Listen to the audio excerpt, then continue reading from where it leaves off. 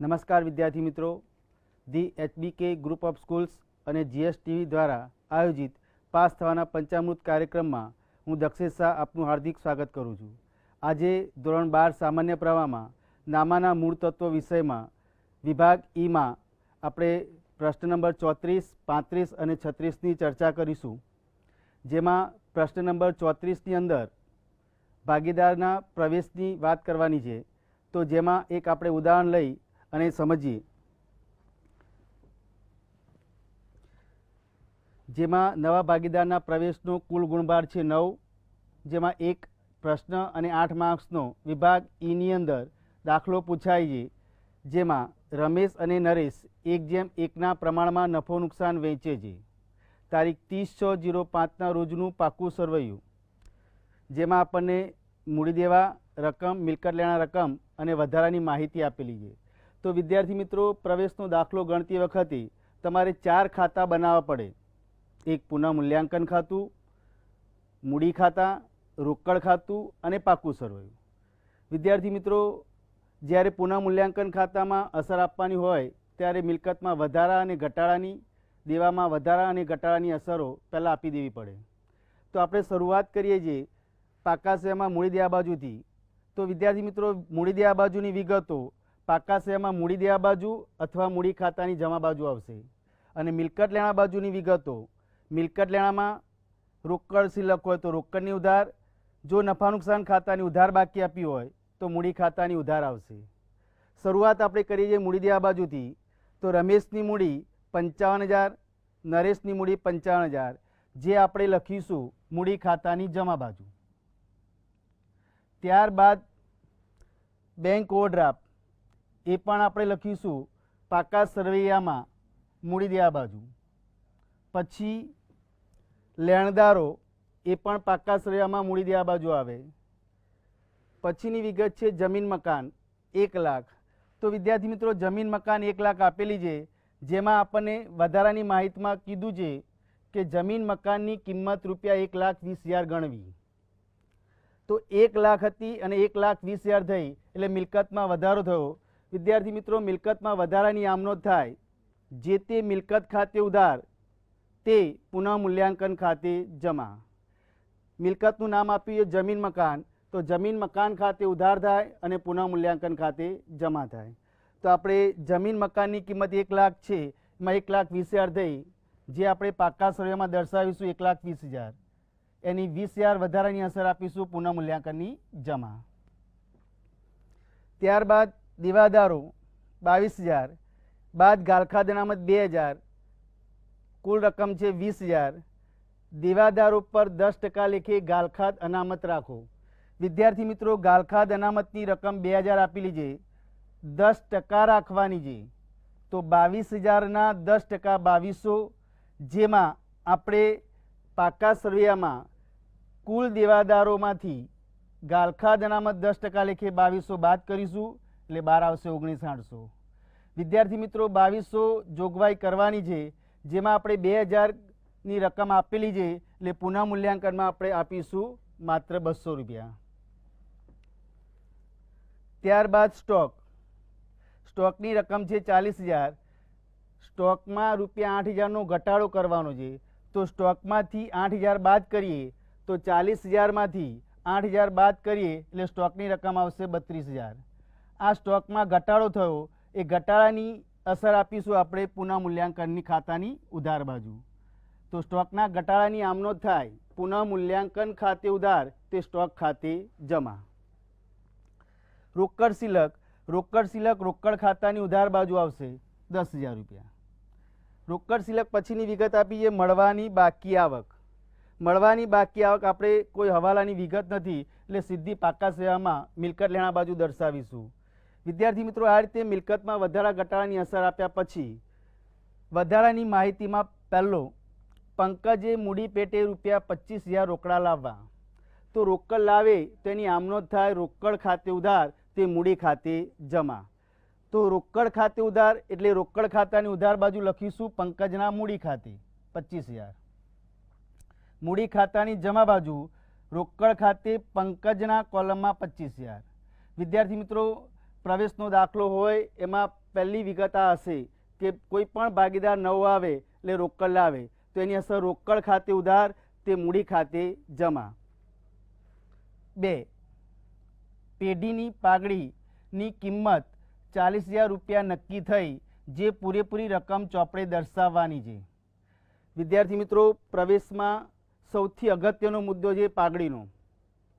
પાઘડી ગણવા માટેની બે પદ્ધતિઓ છે, એક પ્રીમિયમ પદ્ધતિ અને બીજી પુનઃમૂલ્યાંકન પદ્ધતિ. પ્રીમિયમ પદ્ધતિની આમ નોંધ: રોકડ કે બેંક ખાતે ઉધાર તે જૂના ભાગીદારોના મૂડી કે ચાલુ ખાતે ત્યાગના પ્રમાણમાં. વિદ્યાર્થી મિત્રો, આ પદ્ધતિનો ઉપયોગ ક્યારે થાય? જ્યારે ભાગીદાર પાઘડી રોકડમાં લાવે તો આ પ્રીમિયમ પદ્ધતિનો ઉપયોગ કરો. બીજી પુનઃમૂલ્યાંકન પદ્ધતિ: જ્યારે ભાગીદાર પાઘડી રોકડમાં ન લાવે તો પુનઃમૂલ્યાંકન પદ્ધતિનો ઉપયોગ કરો. પુનઃમૂલ્યાંકન પદ્ધતિમાં પાઘડી ખાતે ક્યારે ઉધાર થાય અને પાઘડી ખાતે ક્યારે જમા થાય? તો જ્યારે ભાગીદાર પાઘડી લાવે ત્યારે પાઘડી ખાતે ઉધાર થાય, પાઘડીમાં વધારો થાય, પાઘડી ચોપડે દર્શાવવાની હોય તો પાઘડી ખાતે ઉધાર તે ભાગીદારના મૂડી કે ચાલુ ખાતે જમા જૂના પ્રમાણમાં. એ જ રીતે પાઘડી ખાતે ક્યારે જમા થાય? તો પાઘડીમાં ઘટાડો, પાઘડી ચોપડે દર્શાવવાની ન હોય કે પાઘડી માંડી વાળવાની હોય તો પાઘડી ખાતે જમા થાય. વિદ્યાર્થી મિત્રો, પાઘડી માંડી વાળવાની હોય અને દર્શાવવાની ન હોય ત્યારે નવા પ્રમાણમાં કરવી, વધારો ઘટાડો દર્શાવવાની હોય તો જૂનું પ્રમાણ લેવું. તો આ પુનઃમૂલ્યાંકન પદ્ધતિ થઈ. અહીંયા પાઘડી રોકડમાં લાવતો નથી તો આપણે પુનઃમૂલ્યાંકન પદ્ધતિનો ઉપયોગ કરવો પડે.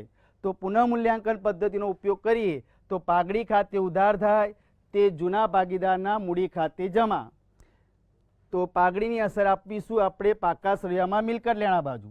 પાઘડી ખાતે ઉધાર 40,000 તે રમેશ નરેશના મૂડી ખાતે સરખા હિસ્સે 20,000. એટલે પાઘડી ખાતે ઉધાર કર્યું અને મૂડી ખાતે જમા કર્યું. જો વિદ્યાર્થી મિત્રો હવે આની અંદર તમારે પાઘડી દર્શાવી ન હોય અને માંડી વાળવાની હોય તો નવું પ્રમાણ લેવાનું. તો પાઘડી મિલકત લેણા બાજુ બાદ કરવાની અને મૂડી ખાતાની ઉધાર બાજુ આવે. પાઘડીની અસર આપ્યા પછી આપણે સૌથી પ્રથમ આપણે પુનઃમૂલ્યાંકન ખાતું બંધ કરીશું. તો એમાં જમાનો સરવાળો 22,000, એમાંથી ઉધારની રકમ બાદ કરીએ. જે તફાવત આવે એ તમારો નફો, જમા બાજુ આવે તો ખોટ. નફો મૂડી ખાતાની જમા લઈ જઈશું, જ્યાં આપણને પ્રમાણ આપ્યું છે સરખા હિસ્સે, જ્યાં 6,900 6,900 મૂડી ખાતાની જમા બાજુ. આ મૂડી ખાતા બંધ કરી, પંકજનું મૂડી ખાતું બંધ કરી ઉધાર બાજુ લાવીશું. આ થઈ આખરની મૂડી. આ આખરની મૂડી મૂડી ખાતા પાકા સરવૈયામાં મૂડી દેવા બાજુ લાવી દઈશું. ત્યારબાદ રોકડ ખાતું બંધ કરી એ રોકડની બાકી મિલકત લેણા બાજુ લાવી દેવી, જેથી કરીને બંને બાજુનો સરવાળો સરખો થશે 2,51,800. આ રીતે તમે દાખલો ગણો તો તમને પૂરેપૂરા માર્ક્સ મળી શકે. હવે નંબર 35ની ચર્ચા કરીશું. પ્રશ્ન નંબર 35માં આવશે ભાગીદારની નિવૃત્તિ કે મૃત્યુ, જેનો કુલ ગુણભાર છે બોર્ડમાં 9 માર્ક્સનો. 1 માર્ક્સનો પ્રશ્ન અને 8 માર્ક્સનો દાખલો પૂછાય છે વિભાગ ઈની અંદર. તો વિદ્યાર્થી મિત્રો, ભાગીદારની નિવૃત્તિની અંદર પણ તમારે 4 ખાતા બનાવવાના છે. જેમ આપણે પ્રવેશમાં પુનઃમૂલ્યાંકન, મૂડી, રોકડ અને પાક્કું સરવૈયું બનાવ્યું, અહીંયા પુનઃમૂલ્યાંકનના બદલે આપણે લખીશું નફા નુકસાન હવાલા ખાતું. બીજું આવે મૂડી ખાતા, રોકડ ખાતું અને પાક્કું સરવૈયું. તો આમાં પણ 4 ખાતા બનાવવાના. વિદ્યાર્થી મિત્રો, પ્રવેશની જેમ જ મૂડી દેવા બાજુની વિગતો, જવાબદારી બાજુની વિગતો મૂડી દેવામાં લખો, મિલકત લેણા બાજુની વિગતો મિલકત લેણામાં લખો, રોકડની બાકી રોકડ ખાતાની ઉધાર બાજુ આવે. તો આપણે શરૂઆત કરીશું જવાબદારી બાજુથી. સૌથી પ્રથમ મૂડી ખાતા. મૂડી ખાતામાં ભાગીદાર A, B અને Cની મૂડી આપીએ. તો Aની મૂડી 3600, Bની મૂડી 2700 અને Cની મૂડી 1800. જે આપણે મૂડી ખાતાની જમા બાજુ લખીશું, Aના કોલમમાં 3600, Bના કોલમમાં 2700, Cના કોલમમાં 1800. ત્યારબાદ લેણદારો. લેણદારોમાં કોઈ હવાલાની વિગત આપેલી નથી, એટલે સીધા જ આપણે પાકા સરવૈયામાં લખીશું મૂડી દેવા બાજુ 1200 રૂપિયા. ત્યારબાદ ખર્ચના બાકી દેવા. ખર્ચના બાકી દેવા એ પણ પાકા સહાયમાં સીધા જ મૂડી દેવા બાજુ લખી દઈશું 100 રૂપિયા। આ રીતે જવાબદારી બાજુની વિગતો પૂરી થયા પછી આપણે લખીશું મિલકતો બાજુની વિગતો। તો મિલકતોની કિંમત આપી છે જમીન મકાનની 4500 રૂપિયા। તો જમીન મકાન 4500, જેનો આપણને હવાલો આપેલો છે કે જમીન મકાનની કિંમતમાં 20% વધારવી। તો વિદ્યાર્થી મિત્રો, આપણે પ્રવેશમાં સમજ્યા એમ કે જમીન મકાનમાં વધારો થયો તો મિલકતમાં પ્લસ કરીશું અને પુનઃ મૂલ્યાંકન એટલે કે નફા નુકસાન હવાલા ખાતાની જમા બાજુ જમીન મકાનની કિંમત 4500માં 900 પ્લસ કરીએ એટલે 5400, જે પુનઃ મૂલ્યાંકન એટલે કે નફા નુકસાન હવાલા ખાતાની જમા બાજુ। વિદ્યાર્થી મિત્રો, આ બીજી રીતે પણ તમે સમજી શકો છો કે મિલકતની કિંમત વધે તો આપણે આમનો જ પ્રમાણે કર્યું કે ભાઈ જમીન મકાન ખાતે ઉધાર તે નફા નુકસાન હવાલા ખાતે જમા। જમીન મકાનની કિંમત આપી છે 4500, એમાં 20% વધારો કરીએ એટલે 5400, જેની અસર નફા નુકસાન હવાલા ખાતાની જમા બાજુ 900। વિદ્યાર્થી મિત્રો, આની આમનો જ આપણે કરીએ કે જમીન મકાન ખાતે ઉધાર તે નફા નુકસાન હવાલા ખાતે જમા।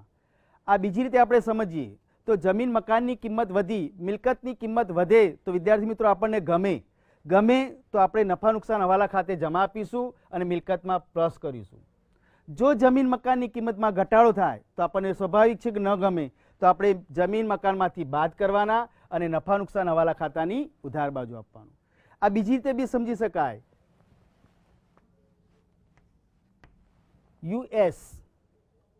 યુ એટલે અપ।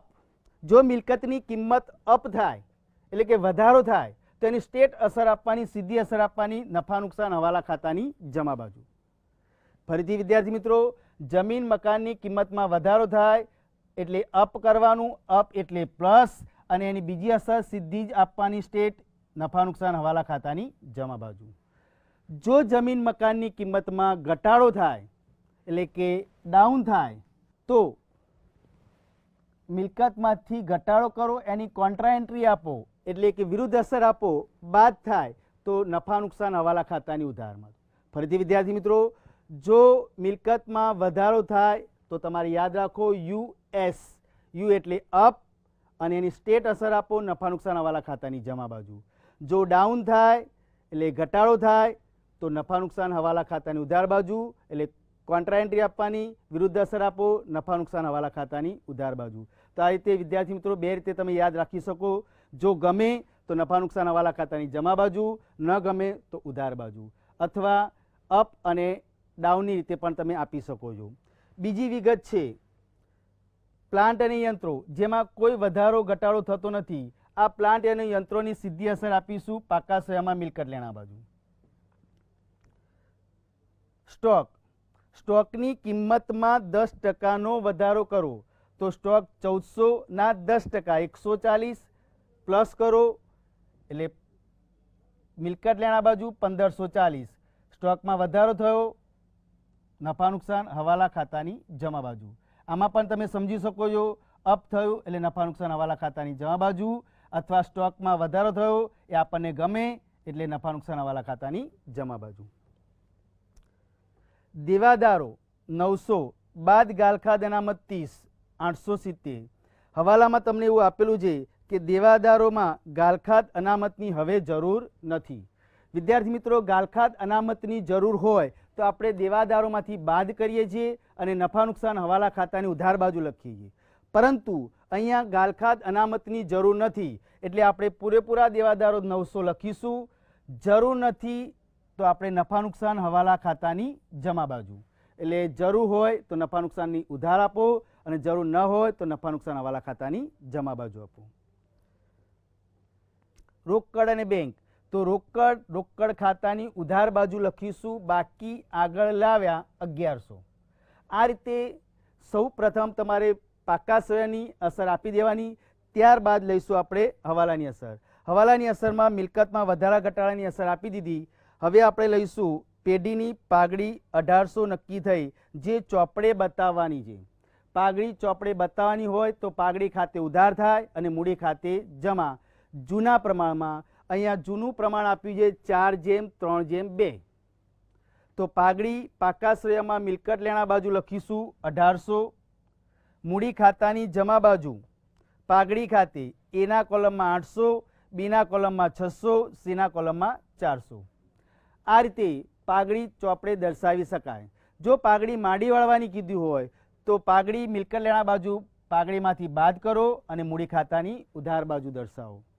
આ રીતે પાઘડીની રકમ આપ્યા પછી બીજો હવાલો છે 10 રૂપિયા કમિશન મળવાના બાકી. કમિશન મળવાનું બાકી છે એ આપણું લેણું કહેવાય. એની અસર આપીશું પાકા સરવૈયામાં મિલકત લેણા બાજુ, અને મળવાનું બાકી આપણને ગમે એટલે નફા નુકસાન હવાલા ખાતાની જમા બાજુ.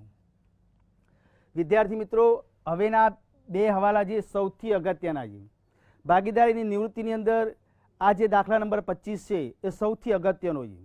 વિદ્યાર્થી મિત્રો, સીની લેણી રકમ પૈકી 2000 લોન તરીકે રાખવા અને બાકીની રકમ રોકડેથી ચૂકવવી. ધંધાની કાર્યશીલ મૂડી માટે રૂપિયા 2000 રોકડા રાખવા. આની આપણે 6 અસર સમજીએ એ પહેલાં તમારે સૌથી આ ખાતું બંધ કરી દેવું પડે, નફા નુકસાન હવાલા ખાતું. નફા નુકસાન હવાલા ખાતું બંધ કરી એનો જે નફો આવે એ જૂના પ્રમાણમાં 4:3:2 વેચી અને મૂડી ખાતે જમા લઈ જાઓ. નફા નુકસાન હવાલા ખાતે 480, 360, 240. હવે વિદ્યાર્થી મિત્રો, આપણે આ અસર આપવાની છે કે સીની લેણી રકમ પૈકી 2000 લોન તરીકે રાખવી. તો સૌ પ્રથમ સીનું ખાતું બંધ કરવું પડે. તો 1800, 240 અને 400નો સરવાળો 2440 એ ઉધાર બાજુ લાવો. એમાંથી 2000 લોન તરીકે રાખવાના છે. તો મૂડી ખાતાની ઉધાર બાજુ સીની લોન ખાતે 2000 અને પાકા સેવામાં મૂડી દેવા બાજુ સીની લોન 2000. બાકીની રકમ રોકડેથી ચૂકવવી. તો 2440માંથી 2000 બાદ કરો, તફાવતની રકમ આવશે 440. આ 440 રોકડ ચૂકવવાની છે. મૂડી ખાતે ઉધાર અને રોકડ ખાતે જમા. સીના મૂડી ખાતે 440. તો 4 અસર થઈ. ધંધાની કાર્યશીલ મૂડી માટે 2000 રોકડા રાખવા. વિદ્યાર્થી મિત્રો, ધંધાની કાર્યશીલ મૂડી એટલે ધંધાના રોજબરોજના ખર્ચા ચૂકવવા માટે જોઈતી મૂડી. આ કાર્યશીલ મૂડી એટલે આખરની રોકડ સિલક કહેવાય. એ રોકડ સિલક તમારે રોકડ ખાતાની જમા બાજુ બાકી આગળ લઈ ગયા તરીકે લખો 2000. એની બીજી અસર આપો પાકા સેવામાં મિલકત લેણા બાજુ રોકડ સિલક 2000. હવે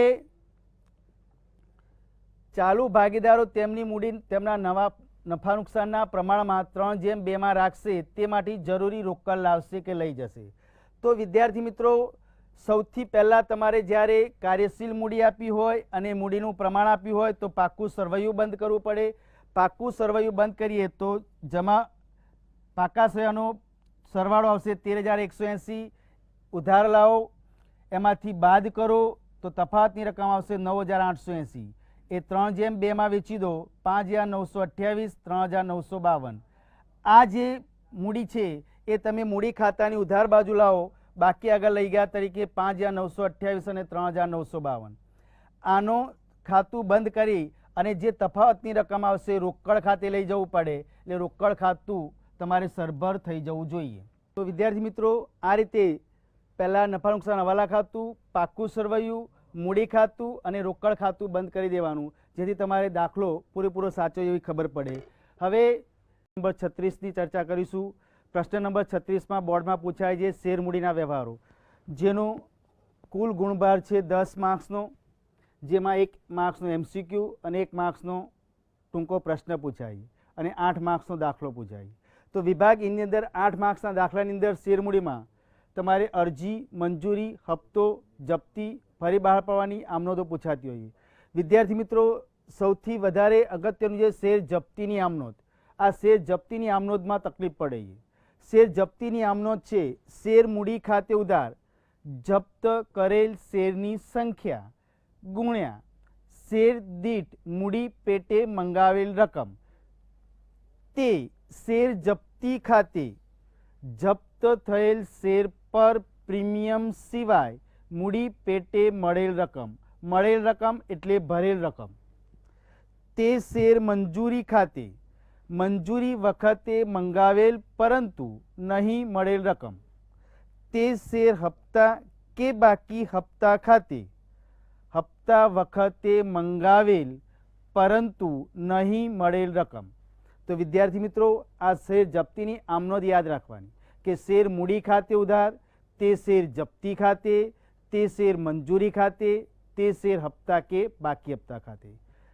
હવે આનો આપણે એક દાખલો લઈને સમજીએ કે કંપનીએ ₹10નો એક એવા 500 ઇક્વિટી શેર ધારણ કરનાર એક શેર હોલ્ડરે મંજૂરીના શેર દીઠ ₹3 તથા હપ્તાના શેર દીઠ ₹3 નહીં ચૂકવતા કંપનીએ તેના શેર જપ્ત કર્યા. શેર જપ્તીની આમનોંધ લખો. તો શેર જપ્તીની આમનોંધ છે આપણે સમજ્યા કે શેર મૂડી ખાતે ઉધાર, જપ્ત કરેલ શેરની સંખ્યા. તો જપ્ત કરેલ શેરની સંખ્યા આપીએ 500. તો આપણે લખીશું ઇક્વિટી શેર મૂડી ખાતે ઉધાર 500 ગુણ્યા શેર દીઠ મંગાવેલ રકમ 10, 500 ગુણ્યા 10 5000. તે ઇક્વિટી શેર જપ્તી ખાતે, તે ઇક્વિટી શેર મંજૂરી ખાતે. વિદ્યાર્થી મિત્રો, મંજૂરીની રકમ આપીએ 3, તો 500 ગુણ્યા 3 કરીએ એટલે ₹1500 શેર મંજૂરી ખાતે. હપ્તાની રકમ આપીએ 3, 500 ગુણ્યા 3 ઇક્વિટી શેર હપ્તા ખાતે જમા 1500. હવે ₹5000 ઉધારમાંથી 1500 મંજૂરીના અને હપ્તાના 1500 બાદ કરો એટલે મળશે ₹2000. આ તફાવતની રકમ તમે શેર જપ્તી ખાતે લખી શકો. જપ્તી એટલે મળેલ રકમ, ભરેલ રકમ. તો વિદ્યાર્થી મિત્રો, ₹10નો શેર છે, એમાં શેર હોલ્ડરે 3 મંજૂરીના અને હપ્તાના 3 ચૂકવ્યા નથી. 10માંથી 6 બાદ કરો એટલે ₹4 મળેલ રકમ, ભરેલ રકમ, જે આપણે ઇક્વિટી શેર જપ્તી ખાતે લખીશું 500 ગુણ્યા 4 ₹2000. આ રીતે જપ્તીની આમનોંધ લખી શકાય. હવે આ જ જપ્તીની આમનોંધમાં જો તમને વટાવ કીધો હોય તો વટાવ જમા કરવો પડે. તો આમનોંધ થઈ જાય ઇક્વિટી શેર મૂડી ખાતે ઉધાર, તે શેર જપ્તી ખાતે, તે શેર મંજૂરી ખાતે, તે શેર હપ્તા ખાતે, તે શેર વટાવ ખાતે. જો વિદ્યાર્થી મિત્રો પ્રીમિયમ હોય તો પ્રીમિયમ જપ્તી વખતે ઉધાર કરવું પડે. તો આમનોંધ થાય શેર મૂડી ખાતે ઉધાર, જામીનગીરી પ્રીમિયમ ખાતે ઉધાર, તે શેર જપ્તી ખાતે, તે શેર મંજૂરી ખાતે, તે શેર હપ્તા કે બાકી હપ્તા ખાતે. એટલે વિદ્યાર્થી મિત્રો, જપ્તીની 3 આમનોંધ છે. એક મૂળ કિંમતવાળી જે આપણે સમજ્યા તે, બીજી વટાવવાળી અને ત્રીજી પ્રીમિયમવાળી. વધારે પડતું જો પ્રશ્ન હોય તો કઈ આમનોંધ ક્યારે લેવી, તો જો વટાવ આપેલો હોય, વટાવથી બહાર પાડ્યા હોય તો વટાવવાળી લેવાની, પ્રીમિયમ બાકી હોય તો જ પ્રીમિયમવાળી લેવાની, અને પ્રીમિયમ કે વટાવ ન હોય તો મૂળ કિંમતવાળી આમનોંધ તમારે લઈ શકાય. આપણે વટાવની જપ્તીની આમનોંધ માટે એક રકમ લઈએ. કંપનીએ ₹100નો એક એવા 200 શેર જે શેર દીઠ ₹10ના વટાવે બહાર પાડેલ તે શેર જપ્ત કર્યા. આ શેર ધારણ કરનાર શેર હોલ્ડરે શેર દીઠ ₹35નો છેલ્લો હપ્તો ચૂકવ્યો ન હતો. શેર જપ્તીની આમનોંધ લખો. તો જપ્તીની વટાવવાળી આમનોંધ થાય શેર મૂડી ખાતે ઉધાર. તો વિદ્યાર્થી મિત્રો, કેટલા શેર જપ્ત કર્યા છે? 200 શેર જપ્ત કર્યા છે. 200 ગુણ્યા 100 એટલે ઇક્વિટી શેર મૂડી ખાતે ઉધાર આવશે ₹20000. તે હપ્તાની રકમ આપીએ તમને ₹35, તો 200 ગુણ્યા 35 કરીએ એટલે ઇક્વિટી શેર છેલ્લા હપ્તા ખાતે આવે ₹7000. વિદ્યાર્થી મિત્રો, શેર વટાવ ખાતે તો 100નો શેર જે 10ના વટાવે બહાર પાડ્યા, તો 10 ગુણ્યા 200 એટલે વટાવ ખાતે લખાશે ₹2000. 20000માંથી 7000 અને 2000 બાદ કરો એટલે જપ્તી ખાતે આવશે ₹11000. જપ્તી એટલે મળેલ રકમ, ભરેલ રકમ. તો 100માંથી 10 વટાવના અને હપ્તાના 35 બાદ કરો એટલે વધશે તમારે ₹55. 200 ગુણ્યા 55 કરો એટલે જપ્તી ખાતે આવશે ₹11000. વિદ્યાર્થી મિત્રો, આ રીતે વિભાગ ઈની અંદર પ્રવેશ, નિવૃત્તિ અને શેરમૂડીમાં પૂરેપૂરા માર્ક્સ મેળવી શકો છો. જો તમારે પૂરેપૂરા માર્ક્સ મેળવવા હોય તો તમે પાસ થવાનું પંચામૃત જોતા રહો. અને આ પાસ થવાનું પંચામૃત અમારા સ્કૂલના શિક્ષકો સતત 5 વર્ષથી તમને માર્ગદર્શન આપી રહ્યા છે અને એમને સારા એવા અભિપ્રાય મળી રહ્યા છે કે પાસ થવાના પંચામૃત દ્વારા સરસ અને સારા માર્ક્સ મેળવી શકાય છે. તો તમે પણ જુઓ અને તમારા મિત્રોને પણ પાસ થવાનું પંચામૃત જોવાનું કહેશો.